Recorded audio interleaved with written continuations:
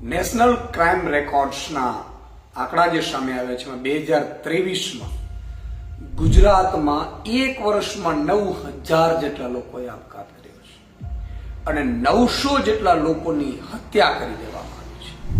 હું મુખ્યમંત્રીશ્રીને વિનંતી કરું છું કે આના પાછળનો એક અભ્યાસ કરો. આજે જ્યારે આ આંકડા ઉપર હું નજર ફેરવી રહ્યો હતો તો વિચાર કરો, ગરીબીના કારણે કેટલા લોકોએ જીવન ટૂંકાવ્યું છે, બેરોજગારીના કારણે જીવન ટૂંકાવ્યું છે, હાઉસવાઈફ જીવન ટૂંકાવી રહી છે, વેપારી નાના જીવન ટૂંકાવી રહ્યા છે, ખેડૂતો જીવન ટૂંકાવી રહ્યા છે, ઇવન વિદ્યાર્થીઓ જીવન ટૂંકાવી રહ્યા છે. લગ્નેતર સંબંધ ન થવાના કારણે કુંવારા રહે છે, જીવન ટૂંકાવી રહ્યા છે. તમે કલ્પના કરો, આપણે ગુજરાતમાં એક વર્ષમાં 9000 લોકોએ કંઈક ના કંઈક કારણોસર જીવન ટૂંકાવ્યું છે. એમાં મોટા ભાગે ગરીબી અને આર્થિક પરિસ્થિતિ જવાબદાર છે. તમે જુઓ, સામૂહિક આપઘાતો થઈ રહ્યા છે. સુરતમાં રત્ન કલાકારોની જે હાલત થઈ, એમાં સામૂહિક આપઘાત થાય છે, દેવાના ડુંગર નીચે દબાઈ જાય.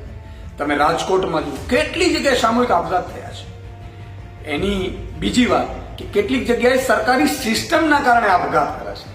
તમે જુઓ, અમદાવાદમાં મુખ્યમંત્રી શ્રી આપણા જ અમદાવાદ, આપણી જ એક મહિલા એની દુકાન ચલાવતી હતી, રોજગારી ચલાવતી હતી, અને રોજગારીને આપણે દુકાનને પાડવા ગયા અને જીવતી સળગી ગઈ.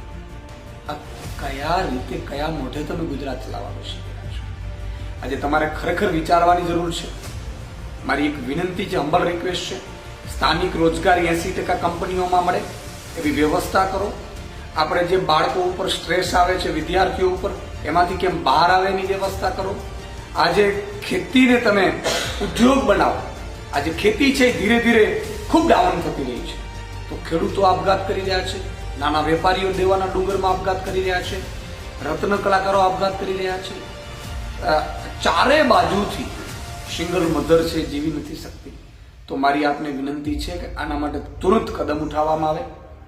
અને આ મામલે આમ આદમી પાર્ટી આપની પાસે ડિમાન્ડ પણ કરી રહી છે કે સમાજ વ્યવસ્થા સુદૃઢ બનાવો, ન્યાય વ્યવસ્થા સુદૃઢ બનાવો. તમે હત્યાઓ બેફામ થઈ રહી છે એના માટેની વ્યવસ્થા કરો. પોલીસને હપ્તા ઉઘરાવવામાંથી છૂટી આપી દો.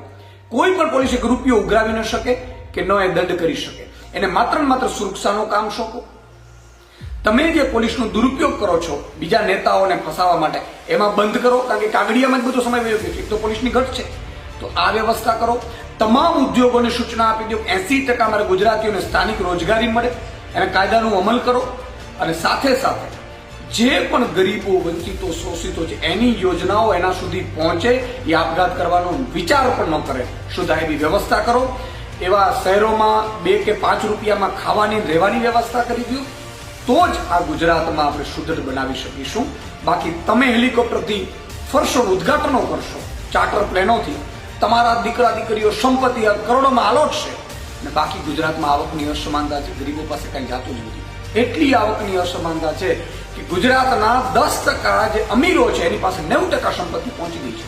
તમારા આવ્યા પછી બેફામ વધારો થઈ ગયો છે, કારણ કે તમે બધો લાભ ઉદ્યોગપતિઓને આપો છો.